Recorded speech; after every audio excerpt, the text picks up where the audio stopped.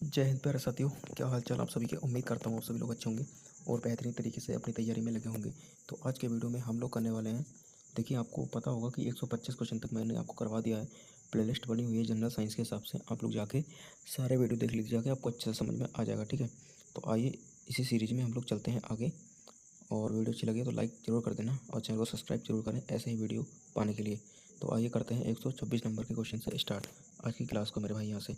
तो हमारा जो क्वेश्चन 126 रहेगा वह है मिश्र धातु कांसा किसका मिश्र धातु है। ठीक है, तो कांसा जो होता है मेरे भाई वह तांबा और टिन का होता है। ठीक है, आपको याद रखना है मेरे भाई। अगला क्वेश्चन रहेगा हमारे पास, अम्ल और क्षार की अभिक्रिया क्या कहलाती है। अम्ल और क्षार की अभिक्रिया क्या होती है, उदासीकरण अभिक्रिया कहलाती है। उदासीनीकरण अभिक्रिया कहलाती है मेरे भाई यहाँ से।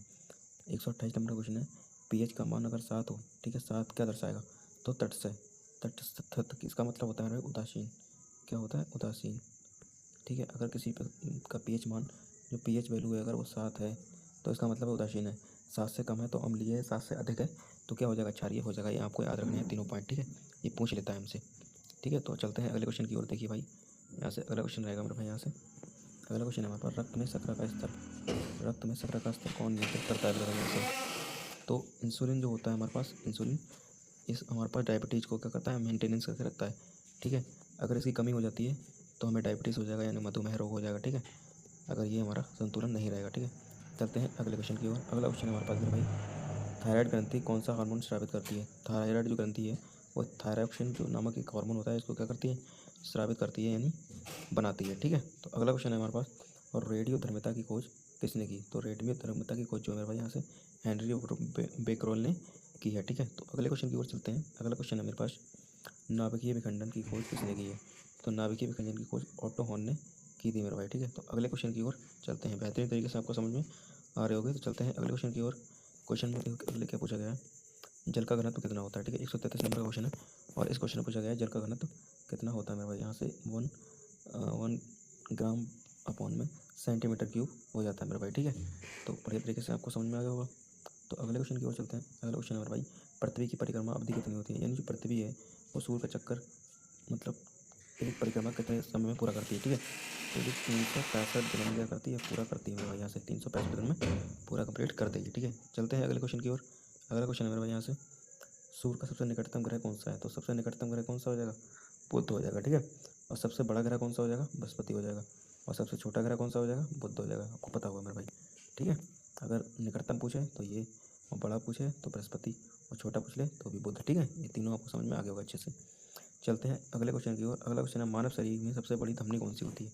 तो धमनी की बात करेंगे मेरे भाई, तो यहाँ से ही महाधमनी हो जाएगी। ठीक है, अगला क्वेश्चन है, रक्त का जमाव किस तत्व पर निर्भर करता है। अगर देखिए तत्व की बात करेगा तो कैल्शियम हो जाएगा। अगर हार्मोन की बात करेगा तो हिपेरिन, ये रक्त को जमने से रुकता है। ठीक है, हिपेरिन नामक जो हमारे पास होता है हार्मोन, जो रक्त को क्या करता है, जमने से रोकता है। हिपेरिन आपको याद रखना है मेरे भाई, यहाँ से जमने से रोकता होगा, ये आपको समझ में आ गया होगा अच्छे तरीके से। तो चलते हैं अगले क्वेश्चन की ओर। अगला क्वेश्चन है, माइक्रोकांडिया को क्या कहा जाता है। तो ये है जो है माइक्रोकांडिया जो है हमारा पावर हाउस इसे कहते हैं। ठीक है, इसे क्या कहते हैं, पावर हाउस के नाम से भी जाना जाता है माइक्रोकांडिया को, इसलिए इसे शक्ति का ग्रह कहते हैं मेरे भाई यहाँ से। ठीक है, अगले क्वेश्चन की ओर चलते हैं, पौधों का हरा रंग किसके कारण होता है। पौधों का हरा रंग जो होता है वो क्लोरोफिल के कारण होता है, और उसकी पत्तियों में क्या पाया जाता है भाई, मैग्नीशियम पाया जाता है। आपको याद रखना है, मैग्नीशियम। ठीक है, तो चलते हैं अगले क्वेश्चन की ओर। प्रकाश संश्लेषण में कौन सी गैस का प्रयोग होता है। तो देखिए प्रकाश संश्लेषण यानी पौधे जो होते हैं वो जो है CO2 लेते हैं, यानी कार्बन डाइऑक्साइड लेते हैं, और मनुष्य जो है और ऑक्सीजन छोड़ते हैं। ठीक है, तो मनुष्य जो है ऑक्सीजन लेते हैं जो पेड़ छोड़ते हैं, और हम लोग कार्बन डाइऑक्साइड छोड़ते हैं, जिससे कि क्या करते हैं, प्रकाश की उपस्थिति में प्रकाश संश्लेषण की क्रिया होती है और कार्बन डाइऑक्साइड लेकर ये अपना भोजन बनाते हैं पेड़ पौधे। ठीक है, चलते हैं अगले क्वेश्चन की ओर। श्वसन में कौन सी गैस निकलती है। ठीक है, तो श्वसन के दौरान हमारे पास कार्बन डाइऑक्साइड, मैंने बताया जब हम लोग छोड़ेंगे कार्बन डाइऑक्साइड, पेड़ जो लोग रिलीज करेंगे वो होगी ऑक्सीजन O2। ठीक है मेरे भाई, ये आपको ध्यान में रखना होगा मेरे भाई यहाँ से। तो अगले क्वेश्चन की ओर चलते हैं। अगला क्वेश्चन मेरे भाई यहाँ से, अम्ल वर्षा में कौन सी गैस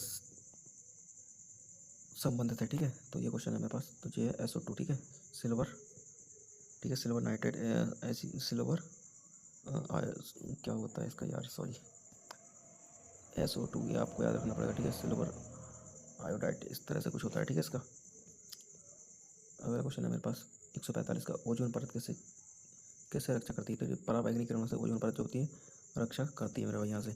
क्योंकि जो ओजोन परत होती है वो हमारी पृथ्वी पर सूर्य से निकलने वाली किरणें होती हैं, पराबैंगनी किरणें, उनसे क्या करती है, ओजोन परत हमारी रक्षा करती है। ठीक है, पराबैंगनी किरणों से कहाँ से निकलती हैं, सूर्य से ये निकलती हैं। ठीक है, मानव कान में सुनने की हड्डी कितनी होती है, 3 हड्डी होती हैं जो सुनने का काम करती हैं कान के अंदर मेरे भाई। ठीक है, तो चलते हैं अगले क्वेश्चन की ओर। अगला क्वेश्चन है मेरे भाई यहाँ से 46 नंबर का क्वेश्चन है, मानव कान में सुनने की हड्डी, ये तो मैं बता दिया था। 47 है, सबसे तेज ध्वनि किस माध्यम में चलती है। ठीक है, तो सबसे तेज चलती है किसमें, ठोस में।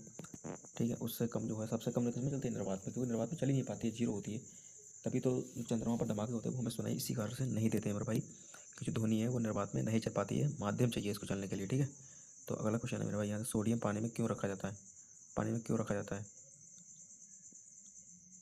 ये थोड़ा सा मिस पॉइंट है इसमें, सोडियम पानी में क्यों नहीं रखा जाता है। ठीक है, ये होना चाहिए यहाँ पे, सोडियम पानी में क्यों नहीं रखा जाता है मेरे भाई, क्योंकि ये अत्यधिक अभिक्रियाशील होता है। देखिए सोडियम, सोडियम, ठीक है, पहले नंबर पे आता है पोटेशियम, उसके बाद आता है सोडियम, उसके बाद आता है कैल्शियम। ये अब सबसे अभिक्रियाशील धातु है। ठीक है, पहले नंबर पे ये रहेगी, दूसरे नंबर पे ये रहेगी, तीसरे नंबर पे ये रहेगी। ठीक है, सबसे अधिक अभिक्रियाशील धातु है। ठीक है, तो हमसे क्वेश्चन पूछा गया था पानी में क्यों रखा जाता है, पानी में नहीं रखा जाएगा भाई, ये मिट्टी के तेल में रखा जाएगा मेरे भाई। ठीक है, यहाँ से तो अगला क्वेश्चन है, लिटमस का रंग, लाल रंग किस में बदलता है। ठीक है, तो जो लिटमस का रंग लाल होता है वो नीले में बदल जाता है, और नीला किस में बदलता है, लाल में बदलता है, और लाल किस में बदलता है, नीले में बदलता है। आपको याद रखना है मेरे भाई। ठीक है, और ये किसके कारण होता है, लाल रंग किसके कारण बदलता है। ठीक है, ये भी आपको पता होगा। ठीक है, तो जो हमारा लाल लिटमस को नीला करने का जो प्रोग्राम होता है वो अम्ल के द्वारा होता है मेरे भाई। ठीक है, और अम्ल का स्वाद कैसा होता है भाई, अम्ल का स्वाद होता है कड़वा,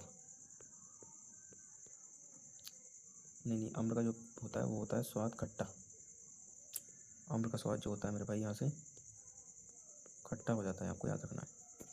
ठीक है, तो आज की क्लास का लास्ट क्वेश्चन जो है हमारा 150 नंबर का क्वेश्चन रहेगा, बाकी हम अगली क्लास में करेंगे। तो ये पूछा गया है, गैस का आयतन किस नियम से संबंधित है। ठीक है, तो गैस का जो आयतन है मेरे भाई यहाँ से, गैस का जो आयतन है वो किससे, वाइल के नियम से संबंधित है। ठीक है, तो ये बिल्कुल किसका करेक्ट उत्तर हो जाएगा, वाइल का नियम। तो बने रहिए ऐसी क्वेश्चन के लिए हमारे साथ, मिलते हैं अगले वीडियो में। वीडियो अच्छी लगी तो लाइक, चैनल को सब्सक्राइब जरूर करें। थैंक यू वेरी मच, जय हिंद।